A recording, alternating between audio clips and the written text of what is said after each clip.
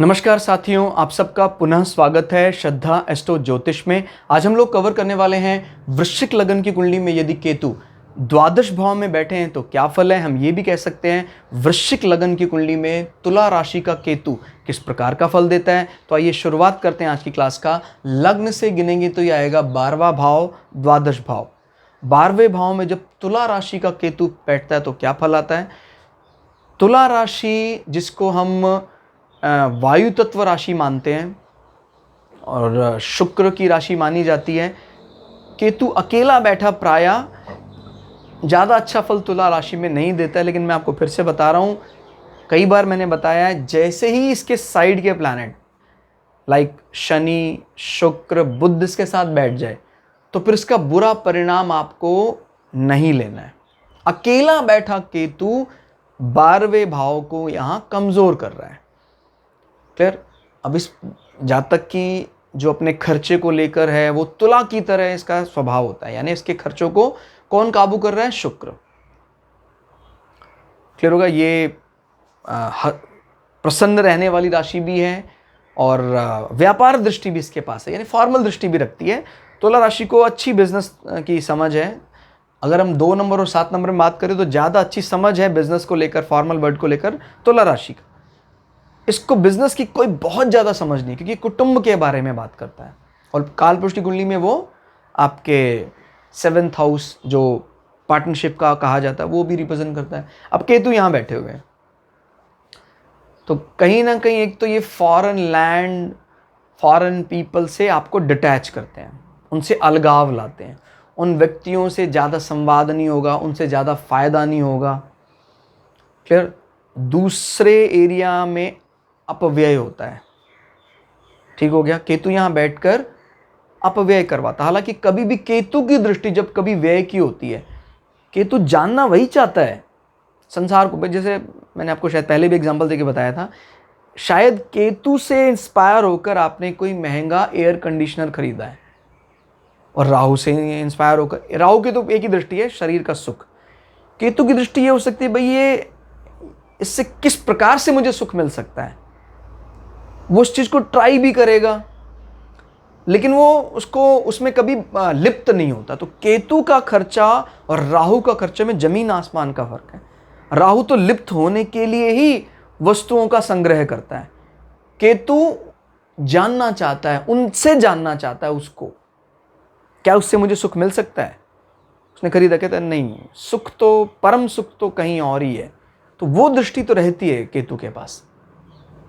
12वां भाव हाउस वैसे भी तो जीवन के अंतिम पड़ाव के लिए वो अच्छा माना जाता है, लेकिन आपके मटेरियल गेन को, सांसारिक विषय वस्तु को कमजोर करता है। पैरों के निचले हिस्से में कुछ ना कुछ समस्याएं रहना, एथलीट फुट, फंगल डिजीज, जूता पहनने से पैर में खुजली, इस प्रकार की समस्याएं रहना। क्लियर हो गया। और यहां से अगर हम दृष्टियों इस कंडीशन में कई दफा व्यक्ति को नींद ना आने की समस्याएं भी होती हैं। शुक्र भी कमजोर है तो 12वां भाव पीड़ित हो गया अभी। और 12वें भाव के पीड़ित होने पर व्यक्ति की जो साथ में रहने वाले लोग हैं वो सही बात उसको नहीं बताते। मैंने बताया आपको, 8वें भाव के पीड़ित होने पर आप संसार को सही बात नहीं बताएंगे, उनके सामने सही बात नहीं रखेंगे। 12वां भाव पीड़ित होने पर आपके साथी जो हैं, आपके साथ में रहने वाले व्यक्ति हैं, वो आपको सही बात नहीं बताते। दृष्टि की बात करते हैं। 1 2 3 4 5 केतु यहां बैठकर चतुर्थ भाव में दृष्टि बनाए हुए हैं, तो ये अपने मां से डिटैच होना, कम बातचीत होना, उनसे दूरी बन जाती है कहीं ना कहीं, उनसे ज़्यादा फायदा नहीं मिल पाता। मां को हेल्थ इश्यूज भी हो सकते हैं, आपको फेफड़े में या हृदय में परेशानी भी हो सकती है। कुंभ राशि में राहु अच्छा फल देता है, केतु अच्छा फल नहीं देता है। आपके वाहन में स्टार्ट करने में समस्या, इग्निशन में कुछ प्रॉब्लम है, फ्यूल संबंधी विकार हो सकते हैं अगर कुंभ राशि में केतु इस प्रकार नजर बनाते हैं। क्योंकि ये क्या बनाता है, कुंभ राशि का मतलब इकट्ठा करना, और इकट्ठा वाहन में जैसे हमारा फ्यूल इंजन है, उसमें ईंधन संग्रह रहता है, उसमें कुछ अप्रत्याशित समस्या आ जाती है एकदम, हम जो जिसके लिए तैयार नहीं है। कुछ स्पार्क प्लग नहीं ऑन हो रहा है तो गाड़ी स्टार्ट नहीं हो, इस प्रकार की समस्याएं देखने में आती है। अपने मकान के प्रति रिस्पॉन्सिबिलिटी का वहन ना करना, अगर शनि भी कमज़ोर हो तो आदमी अपना मकान भी नहीं बना पाता है, क्योंकि वो बॉदर नहीं कर रहा है, वो दृष्टि का सदुपयोग नहीं है, वो नेगेटिव माना जाए। शनि बहुत अच्छा बली है, या शनि वहीं बैठा हुआ है साथ में, फिर तो कहना ही क्या, फिर तो केतु जबरदस्त ताकत दे देगा शनि को। क्लियर होगा? तो कुल मिला के चतुर्थ भाव को हम यहाँ पर दृष्टि का केतु की, अकेले केतु की दृष्टि से कमजोर होता देख रहे हैं। 5, 6, 7 सातवीं दृष्टि काउंट नहीं करना है, 8, 9 9वीं दृष्टि से केतु आपके अष्टम भाव में नजर बनाए। देख रहे हैं आप, केतु 4, 8, 12 तीनों को प्रभावित कर रहे हैं। तो जीवन के फाइनल पार्ट के लिए तो बेशक से थोड़ा सही है वो, लेकिन आपके सांसारिक वस्तुओं के फायदे को केतु ने कम किया है 4, 8, 12 में, क्योंकि राशि का सपोर्ट नहीं मिल रहा है। तीनों वायु राशि हैं। अब मिथुन राशि है, तो मिथुन राशि में जब केतु की दृष्टि पड़ती है तो आदमी अपने कहीं ना कहीं ससुराल से दूरी बना लेता है, उनसे कम बातचीत करेगा, दूर हो जाएंगे वो। एक्सटर्नल सेक्सुअल ऑर्गन में दिक्कत आ सकती है, एनस, गुदा द्वार, वहां समस्या हो सकती है। आदमी को सडनली कुछ नुकसान होते हैं, अचानक नुकसान हो गया जीवन में। क्लियर हो गया? और अगर बुद्ध भी कमजोर हो तो आयु भी छोटी होगी। तो ये पक्ष जरूर ध्यान रखना है। तो कुल मिला के देखा जाए तो केतु तीनों वायु तत्व राशियों में ज्यादा अच्छा फल नहीं देते हैं।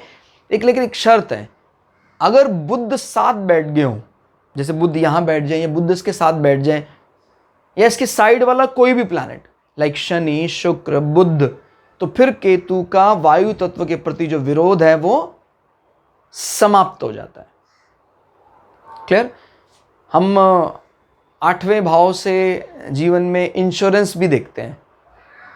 तो अगर 8वां भाव कहीं ना कहीं केतु की दृष्टि पड़ रही है, जो वायु तत्व राशि है, तो आपको इंश्योरेंस में भी अपने नाम से कम फायदा होता है। मतलब कोशिश करें कि इंश्योरेंस में आप नॉमिनीज ज़्यादा बढ़ाएं या दूसरे के नाम से ज़्यादा बड़े इंश्योरेंस लें, क्योंकि जितना पैसा लगाए उतना ही पैसा वापस आ पाता है।